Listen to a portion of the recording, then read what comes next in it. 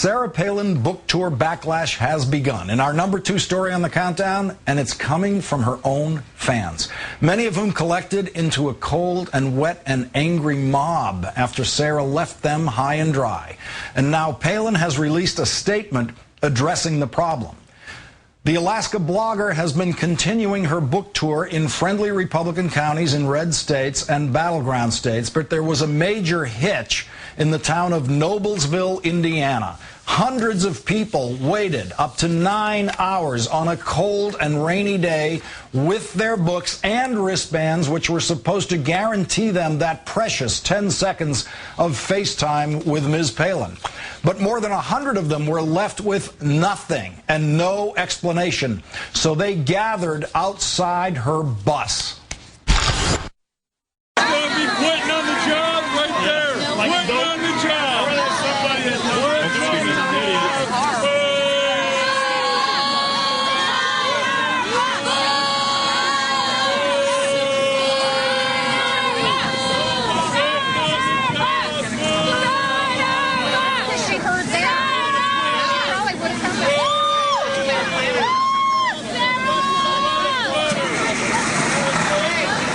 Quitting on the job. Oh, how very quickly they turn. The anger also made its way onto Ms. Palin's home turf. That would be Facebook. From Tina H.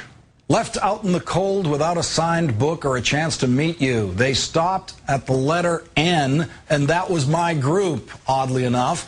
I had been in line for hours, and we were given a mass-produced signature sticker. There were some people who stood outside angry, wanting to return your book. From Jordan. I just spent 9 hours of my day, $40 of my hard-earned money on 2 of your books, and took the whole day off work to watch you jump on a bus and throw a half-hearted wave to the crowd you were avoiding. And another one from the many postings from Dawn A. Too bad I was palinated today in Noblesville. They didn't have this organized well enough. I'm very disappointed. I think it was very rude. She could at least apologize. Everyone that got a wristband would have their book signed, and you had to buy a book from Borders and have your receipt and your book in hand along with the wristband. So we bought 2 books from Borders to have our receipt and our wristband to get it signed tonight. So my books are going back to Borders tomorrow. My kids were crying. They went home with my wife. She was out here in the freezing cold all day. I feel like I don't want to support Sarah. What the palinated got was this, a postcard with her signature on it. And breaking news, a statement from Sarah Palin posted on her Facebook page. It reads in part, I've been told that yesterday there were supporters in Noblesville who stood in long lines for hours in the cold and rain, and the book signing event ended without a chance to say hello to everyone who showed up. I am so sorry. We are working on a solution for those who were left behind. I apologize. Let's bring in Democratic strategist Chris Kofinas. Good evening, Chris.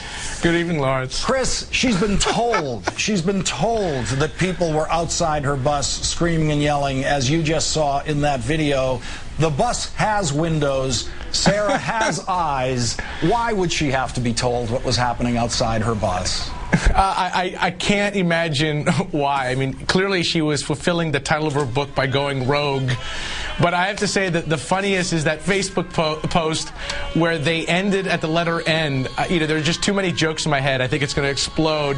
I mean, the reality here is, and to be serious about it, if she really has, presidential ambitions and the idea of building a political movement, you do not do it this way. It's probably the worst thing you can do, because these events, as small or anecdotal as they may be, end up becoming much bigger, as you see, and that is just a terrible statement, I think, about her planning, let alone what she really thinks about the so-called supporters that she's out there trying to covet.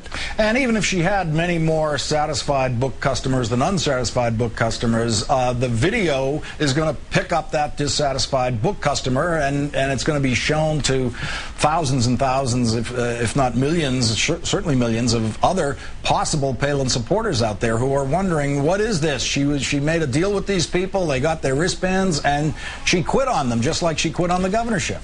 It just shows an incredible lack of preparation. These kind of tours, if you will, whether it's a book tour or a political campaign or some kind of strange hybrid, there is a lot of logistics that go into it and a lot of planning. Clearly that was not done. And when you kind of step back and look at this, what you see is kind of indicative again of who she is or who she was as a candidate and who she is as a personality. Not a lot of preparation there, and it kind of reminds you of a lot of candidates out there who think the force of their personality is enough. You don't need to do the basic political things you need when you're doing a campaign. Unfortunately, that didn't work well for Rudy Giuliani. I don't think it's going to work well for Sarah Palin. And the fact-checking continues, much to author Palin's disadvantage. She claimed that she was a crucial player in solving the Exxon Valdez oil spill disaster case in Alaska, but the lead lawyer for the plaintiffs, Dave Osting, said, quote, "That is the most cockamamie bullcrap," except he said something a little bit stronger than bullcrap. Did she really think she was going to be able to just throw things in a book like that? And none of the lawyers involved in the Exxon Valdez case would actually read it and come out and tell us, oh, sorry, she had nothing to do with it. Well, here's the part that I think is the most stunning about the book. Here's her kind of, rolling out the new Sarah, and the book being kind of indicative of that, and it's full of lies, misstatements, and just plain falsehoods. But, we shouldn't be surprised. This is, again, reflective of her candidacy when she was a vice president. There was no preparation. There was nothing really done to put, in fact, the steps that you needed to be considered a serious candidate, and that is her problem. She's not a serious candidate, and I think we have John McCain to blame for a lot of painful days ahead. Democratic strategist Chris Kofinas, thanks very much for your time tonight. Thanks, Laura.